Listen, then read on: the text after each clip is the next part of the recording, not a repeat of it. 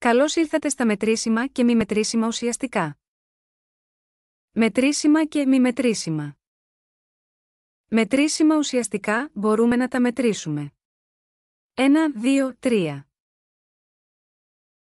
Μετρήσιμα ουσιαστικά, αυτά τα ουσιαστικά έχουν ενικό και πληθυντικό, αχλάδι, χλάδια.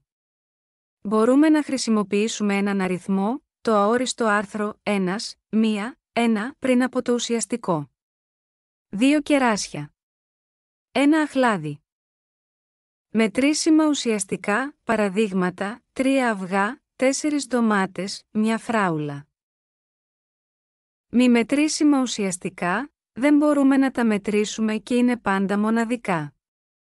Μαρμελάδα, αλλά όχι μαρμελάδες. Μη μετρήσιμα ουσιαστικά, δεν μπορούμε να χρησιμοποιήσουμε έναν αριθμό, το αόριστο άρθρο, πριν από το ουσιαστικό. Τσάι, αλλά όχι, υπάρχει ένα τσάι. Μη μετρήσιμα ουσιαστικά παραδείγματα, χυμός, μέλι, ψωμί, κρέας.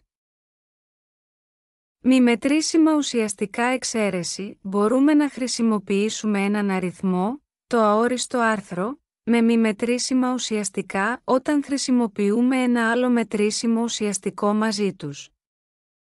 Για παράδειγμα, υπάρχει λίγο νερό. Το νερό είναι μη μετρήσιμο, γι' αυτό χρησιμοποιούμε ενικό. Υπάρχουν 2 μπουκάλια νερό.